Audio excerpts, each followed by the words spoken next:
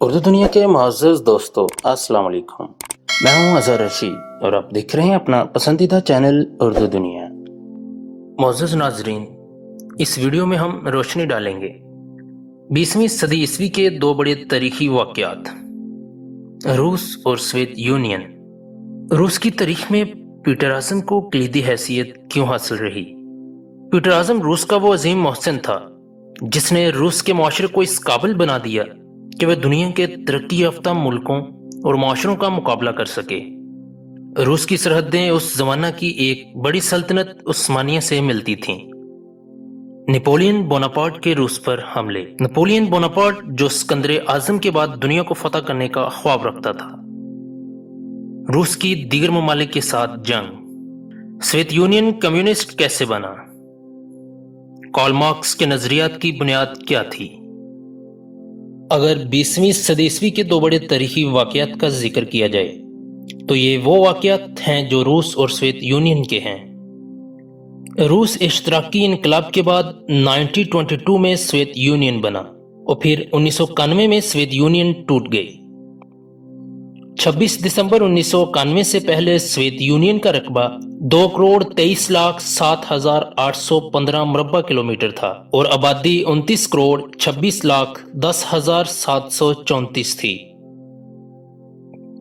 جبکہ اب روس کا کل رقبہ 1,70,98,242 مربع کلومیٹر ہے اور آبادی 14,68,80,432 ہے۔ اگرچہ رقبے کے اعتبار سے اب بھی روس دنیا کا سب سے بڑا ملک ہے، مگر اب سوویت یونین کو بکھر کر 15 آزاد خود مختار ملکوں میں تقسیم ہوئے 29 سال ہو چکے ہیں۔ یہ 20ویں صدی کے دنیا کے دو بڑے واقعات ہیں اور سوویت یونین نے ماڈرن ہسٹری جدید تاریخ میں اس کی بہت بڑی قیمت بھی چکائی ہے۔ روس، یوکرائن اور بیلاروس کے علاقوں میں انسان تو ہزاروں برسوں سے آباد رہے اور یہاں واقعہ آثار قدیمہ اس کی گواہی بھی دیتے ہیں، مگر روس کی تاریخ اتنی زیادہ پرانی نہیں۔ 800 سن عیسوی میں سلیوک کے لوگوں نے یوکرائن اور روس کی جانب ہجرت کی۔ روس کی تاریخ میں پیٹر اعظم کو کلیدی حیثیت حاصل ہے۔ وہ 1672 میں پیدا ہوا اور 1725 میں وفات پائی۔ اسے بادشاہ بننے سے پہلے ہی معلوم تھا کہ 2,44,110 مربع کلومیٹر رقبے پر مشتمل جزیرے برطانیہ نے علم، تحقیق اور روشن خیالی کی بنیاد پر بے پناہ ترقی کی۔ 1689 میں جب زار پیٹر اعظم روس کا بادشاہ بنا تو روس مغربی یورپ اور خصوصاً برطانیہ کے مقابلے میں کئی سو سال پیچھے تھا۔ یہاں غلام رکھنے کا رجحان شدت سے اس وقت بھی موجود تھا اور روس میں غلاموں کی تعداد میں تیزی سے اضافہ ہوتا رہا۔ روس نے مغربی یورپ کی نشاط ثانیہ اور اس کے نتیجے میں ہونے والی سماجی، سیاسی، اقتصادی اصلاحات سے کوئی استفادہ نہیں کیا۔ یوں اندازہ کیا جا سکتا ہے کہ روس اور مغربی یورپ خصوصاً برطانیہ کے سماج میں علمی، تحقیقی اور فکری لحاظ سے کتنا بڑا فاصلہ موجود تھا۔ پیٹر اعظم کو اس اعتبار سے روس ہی کا نہیں بلکہ دنیا کے عظیم حکمرانوں میں شامل کیا جاتا ہے کہ اس نے مغربی یورپ اور روس کے معاشروں کے درمیان حائل اس فرق کو ختم کرنے کا بیڑا اٹھایا۔ پیٹر اعظم نے بادشاہ بننے کے بعد 1697 اور 98 میں مختلف شعبوں سے تعلق رکھنے والے اپنے 250 اہم ماہرین، مشیروں اور دانشوروں کے ہمراہ پیوٹ اور مخالف کے جعلی نام سے مغربی یورپ کا ایک طویل دورہ کیا۔ اس دوران پیٹر اعظم نے ہالینڈ میں ڈچ ایسٹ انڈیا کمپنی کے بحری جہاز میں ترخان کی حیثیت سے کچھ عرصہ کام کیا، پھر برطانوی رائل نیوی میں کم درجے کے مزدور کے طور پر کام کیا۔ پرشیا میں اس نے اسلحہ سازی کے کام کو سمجھا۔ اس کے دیگر 250 مشیروں اور ماہرین نے کارخانوں، اسلحہ سازی کی فیکٹریوں، اسکولوں، کالجوں، یونیورسٹیوں کا مشاہدہ کیا۔ پیٹر نے برطانیہ کی مجلس قانون ساز کے ایک اجلاس میں بھی شرکت کی اور جمہوری انداز میں قانون سازی کا بطور ایک عام آدمی مشاہدہ کیا۔ یوں اس مدت میں اس نے اپنے 250 ماہرین اور مشیروں کے ساتھ مغربی تہذیب، ثقافت، ادب، بحری و بری عسکریت، اسلحہ سازی، سائنس، صنعت، ٹیکنالوجی اور ایڈمنسٹریشن کو عملی طور پر دیکھا۔ پھر 1698 میں روس واپس آ کر اپنے مشاہدے، تجربے اور علم سے بھرپور استفادہ کرتے ہوئے روسی ریاست اور اس کے معاشرے کو جدید تہذیب اور وقت کے تقاضوں کے مطابق تیز رفتاری ترقی کرنے کی غرض سے اصلاحات کا ایک سیاہ سلسلہ شروع کیا۔ اس نے روس میں مغربی ٹیکنالوجی اور سائنس کی ترقی کے لیے مغربی یورپ سے ماہرین اور کاریگروں کو پرکشش معاوضے پر روس بلوایا، یہاں تک کہ اس نے آئزیک نیوٹن کو منہ مانگی پیشکش کی کہ وہ لندن سے ماسکو آ جائے، مگر نیوٹن نے انکار کر دیا اور ساتھ ہی ساتھ ذہین، لائق اور محنتی روسی نوجوانوں کو وظائف دے کر مغربی یورپ بھیجا تاکہ وہ جدید سائنس اور ٹیکنالوجی کے علوم حاصل کر کے واپس روس آئیں۔ پیٹر دی گریٹ نے اپنے دور میں زیادہ توجہ صنعت و تجارت پر دی، جس سے مزدوروں، کاریگروں، چھوٹے اور درمیانے درجے کے تاجروں کی تعداد میں اضافہ ہوا اور معاشرے میں درمیانے طبقے کے تعلیم یافتہ لوگوں کے سائز کے بڑھنے کی وجہ سے روسی معاشرے میں سماجی شعور کی سطح بلند ہوئی، جس نے آنے والے وقت میں سائنس اور ٹیکنالوجی کے علوم کو قبولیت کا راستہ ہموار کر دیا۔ اس نے بری بحری فوج، اسلحہ سازی پر مغربی یورپ کے انداز سے بھرپور توجہ دی، بیوروکریسی کو جدید خطوط پر استوار کیا۔ اس نے روسی اشرافیہ کو مغربی تہذیب اور مزاج میں پوری طرح رنگ دیا۔ اس طرح عوام نے پھر اشرافیہ کی تقلید کی اور روسی ثقافت میں شہری زندگی کے انداز کو اپنانے کا رجحان بڑھ گیا۔ اس نے روسی کیتھولک کلیسا کو دیقنوسی قرار دیتے ہوئے سیکولرزم کو اپنایا اور پھر اس نے اپنی فوجی قوت کو بھی آزمایا۔ ابتدائی طور پر کچھ جنگوں میں اسے عارضی شکستوں کا سامنا کرنا پڑا اور پھر اسے فتوحات حاصل ہوئیں۔ پیٹر دی گریٹ سے قبل ترکی کی سلطنت عثمانیہ روس پر بھاری تھی، لیکن پیٹر اعظم کے دور میں روس خلافت عثمانیہ کا ہم پلہ ہو گیا۔ پیٹر اعظم روس کا وہ عظیم محسن تھا جس نے روس کے معاشرے کو اس قابل بنا دیا کہ وہ دنیا کے ترقی یافتہ ملکوں اور معاشروں کا مقابلہ کر سکے۔ روس پیٹر دی گریٹ کے دور میں فوجی اعتبار سے بھی روس ایک بڑی قوت بن گیا تھا۔ یوں پیٹر اعظم کے بعد روس نے کئی جنگیں کیں۔ روس کی سرحدیں اس زمانہ کی ایک بڑی سلطنت عثمانیہ سے ملتی تھیں۔ یوں بڑی فوجی قوت بنتے ہی 1736 میں روس کی بڑی جنگ سلطنت عثمانیہ سے ہوئی۔ اس کے بعد روس مشہور 7 سالہ جنگ میں 1757 میں شریک ہوا اور 1762 میں بغیر کسی معاہدے کے اس جنگ سے علیحدگی اختیار کر لی۔ 1762 میں زار پیٹر سوم کو قتل کر دیا گیا تو اس کی ملکہ کیتھرین دوم کو اقتدار ملا، جس نے 34 سال حکومت کی۔ یہ دور روس کا سنہری دور کہلاتا ہے، جب ملک میں خوشحالی عام تھی۔ یہی دور تھا جب 1789 سے 1799 کے درمیان انقلاب فرانس آیا، جس میں مفکر، دانشور، ادیب والٹیئر اور روسو کے نظریات اور تحریروں نے اہم کردار ادا کیا، اور اس انقلاب نے بشمول روس اور یورپ، امریکہ اور دیگر ملکوں کے اہل و دانش، فلاسفروں اور انقلابیوں کو متاثر کیا۔ والٹیئر روسو کی کتابیں، تحریریں کئی دوسری زبانوں میں ترجمہ ہو کر سامنے آئیں۔ جرمنی کا عظیم فلاسفر، دانشور، مصنف، صحافی کارل مارکس بھی انقلاب سے متاثر ہوا۔ 1778 میں والٹیئر اور روسو کا انتقال ہوا۔ اس وقت کارل مارکس 60 سال کا ہو چکا تھا اور وہ کمیونسٹ مینیفیسٹو لکھ چکا تھا اور داس کیپیٹل بھی مکمل ہو گئی تھی۔ اس کے تھوڑے عرصے کے بعد نیپولین بوناپارٹ نے فرانس میں قوت اور بعد میں اقتدار حاصل کیا، جو کہ اسکندر اعظم کی طرح دنیا کو فتح کرنے کا خواب رکھتا تھا۔ اس نے 24 جون 1812 کو مغربی روس کے دریائے نیمان کو پار کر کے روس پر حملہ کر دیا۔ حالانکہ 11-12 سال قبل جب زار پال اول روس کا بادشاہ تھا تو اس نے نیپولین کے ساتھ مل کر ہندوستان پر حملے کی بات چیت کی تھی۔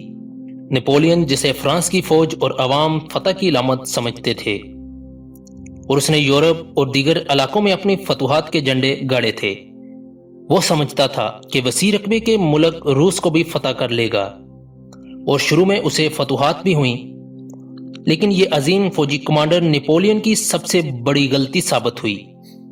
روسی بادشاہ الیگزینڈر اول نے اس سے اپنے ملک کے وسیع رقبے، شدید سرد موسم اور صبر و استقامت کو استعمال میں لاتے ہوئے مقابلہ کیا۔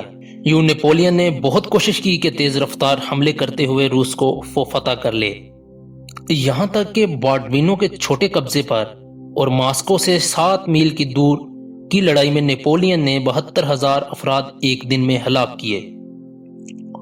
مگر روسی جب اپنی خاص اسٹریٹجی کے تحت پسپا ہوتے تو شہروں دیہاتوں کو خود ہی آگ لگا دیتے اور خوراک اور رہائش کے سامان خود تباہ کر دیتے۔ نیپولین نے ماسکو بھی فتح کر لیا تھا، مگر یہاں بھی اسے آگ اور راکھ کے سوا کچھ نہ ملا۔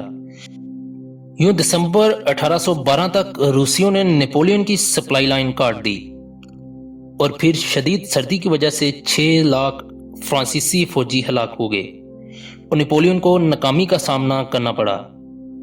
اس جنگ میں تقریباً 4 لاکھ روسی بھی مارے گئے، لیکن روسیوں نے اپنے دفاع کی ایک عظیم تاریخ رقم کر دی۔ یہ وہ دور ہے جب فرانس، برطانیہ، امریکہ اور روس دنیا میں مستقبل قریب کی 4 بڑی قوتوں کی حیثیت اختیار کرنے والے تھے۔ اس موقع پر تاریخی تناظر میں دیکھیں تو فرانس سے یہ غلطی ہوئی کہ نیپولین نے روس پر حملہ کیا، اور اس جنگ ہی کی وجہ سے نیپولین اور فرانس کو تاریخی نقصان ہوا۔ اس جنگ میں فرانس کے 6 لاکھ فوجی ہلاک ہوئے اور روس کے تقریباً 4 لاکھ فوجی بھی مارے گئے، جبکہ ماسکو سمیت روس کے کئی شہر تباہ و برباد ہو گئے۔ اس کے بعد 1825 میں سینٹ پیٹر برگ میں جمہوریت کے حامیوں کی بغاوت کا واقعہ پیش آیا۔ پھر 1853 سے روس کے خلاف جنگ کریمیا کا محاذ تشکیل پانے لگا، جس میں ایک جانب روس تھا اور دوسری جانب فرانس، برطانیہ، سلطنت سارڈینیا اور ترکی کی سلطنت عثمانیہ کا اتحاد تھا۔